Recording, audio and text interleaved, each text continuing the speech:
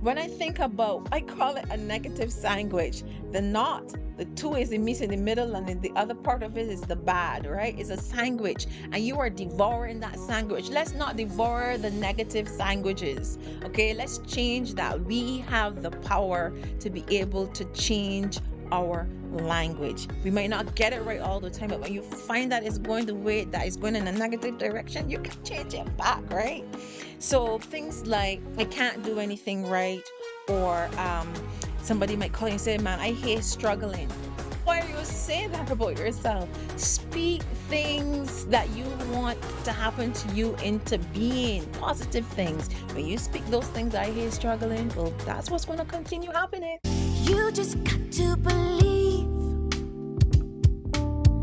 Look ahead and you will see a new beginning. Hello, I'm Kelly Kudagan, a vocal life coach, and welcome to another season of the Down to Earth podcast. I'm looking forward to sharing with you all that God has in store for you today. Okay, so negative self talk. How many of you have done this? I have, possibly you have as well too. And for a good period of my life, I made a decision that I was not going to do it anymore. Sometimes it creeps in, but you have to arrest yourself when you start to find yourself going in the direction of negative self talk. And in the very first episode we did, in episode one, season one, the topic was your voice is more powerful than you think. And I want to remind you again that the voice is the power for activation. Because I was just sitting down, I was just thinking about creation, I was thinking about God, and I was just saying to myself, but Lord, you could have used anything else to activate, but He used the voice. And remember, the voice is on the inside of us, it is hidden on the inside of us, right? And He used the voice because, God spoke. And He spoke. I mean, He spoke, whatever He says happens. And He created us in His image. And He also gave us the ability to speak. And I think that we take for granted the power of our voices and the power of what it is that comes out of our mouths. And what I want to tell you is, we're going to dig in a little bit into, we're not going to stay long on this, but we're going to dig into um, some examples of some negative self talk. There are tons of them, but I want to share with you one of them that I've heard quite a bit. And we may say that these are simple terms, Kelly, maybe just being a little too picky now. No. The reason why I need to be picky about these things is because our words have power, lots of power. And we talk about things, for example, like growing up I will hear things that somebody curse you, but the cursing that we're talking about is not the curse. We're really talking about swear words. But the cursing that we really need to be real concerned about is the cursing where somebody will say to you things like, you know just wish you would just break your foot, or in Bajan terms, break your foot, right? That's a word curse. Oh, that person is speaking a word curse over your life. I wish you didn't get through. Or you should really go down the road. This is the Bajan terms for those of you international people who've never spoken Bajan, right? Or heard Bajan.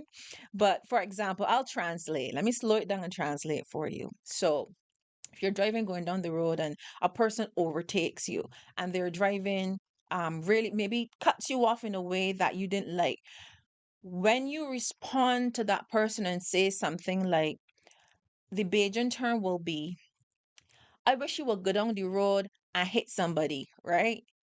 That's what that person is saying, is in standard English, is I wish that that person would go down the road and hit into another vehicle. Or if somebody does something to you that you didn't like, people can respond and say, I've heard this before. We're an adult side to a child, I wish the child was playing around and playing around and playing around, and they just say, I don't know, you don't sit before you're not going to break your foot, right? Which means that you will break your feet. Those are word curses being spoken over that person. And we have the power, and we have so much authority. Oh my gosh. So we have to be very mindful of what it is that we say about ourselves and what we say about other people as well too, especially younger children too, especially children who are really really active, that have a lot of enthusiasm and enjoyment, etc. Sometimes some people don't like that.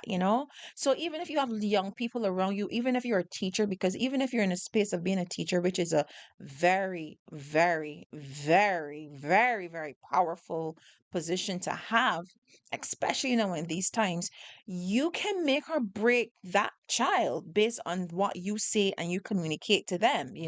That's why it's always important to be so well prayed up when you go into those types of positions, because my goodness, teaching is not what it used to be.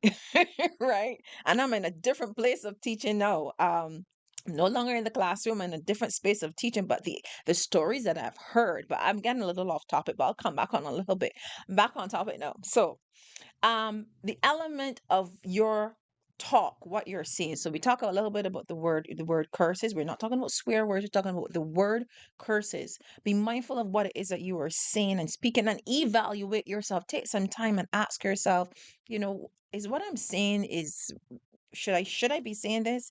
Am I speaking good things over this person? And if you realize that you are not speaking the right things, you could cut it the right, you can change it in the same time. You don't have to wait until the day after or 2 days after. You could correct it, even if in front of that person, the same time.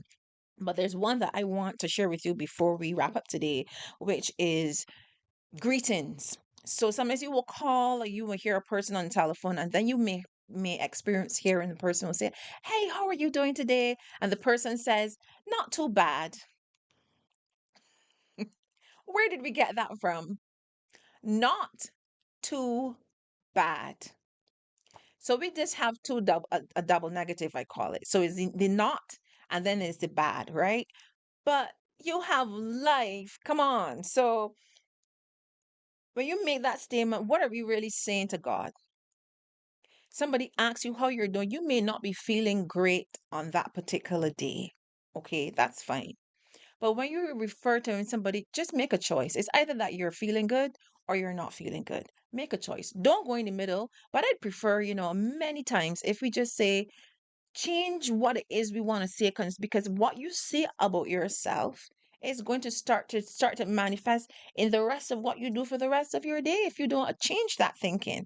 Not too bad, your body starts to feel sick, you start to fall over, you start to think about all the issues you're going through and the challenges that you're having. But if you had to change that and say, somebody says you're not feeling good, maybe you may be having a headache, or something might not be going the way how you would like it to go, and that person says, "I'm good." Start speaking it.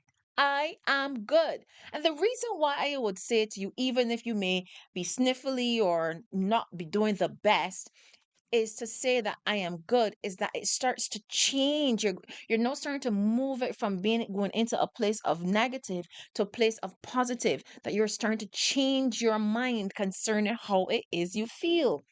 So when I think about, I call it a negative sandwich. The not, the two is the meat in the middle, and then the other part of it is the bad, right? It's a sandwich, and you are devouring that sandwich. Let's not devour the negative sandwiches. Okay, let's change that. We have the power to be able to change our language. We might not get it right all the time, but when you find that it's going the way that is going in a negative direction, you can change it back, right? So things like, I can't do anything right, or somebody might call you and say, "Man, I hate struggling." Why are you saying that about yourself? Speak things that you want to happen to you into being, positive things. When you speak those things, "I hate struggling," well, that's what's going to continue happening. Or if you said, "I'll never get this right," that's what's going to continue happening. Or if you say things like, "Hey, how you doing?" "My, yeah, man, I just poor, peaceful, and polite." Hello. Please no. You got to cut that out, right? So I just want you guys to think about those things Ask yourself, put in the chat even, what are some of the things that you may say, or even the things that you've heard growing up saying? Because if we are hearing these things in our environments consistently, we automatically think that it is the right thing. But if you want to get an understanding of, okay, how do I know if it's right or wrong? Where do you see it in God's word? Go back to God's word. Look at God's word. Okay, where in God's word do we say things, these particular things? I hate struggling, or it may be in a different context, but you're not going to find that in God's word. There will be points in God's word where you will see people are going through, like in Job, so I want you to think about, go back and read. But then he had people around him helping him to be able to start changing his language, because he was pouring his heart out, right?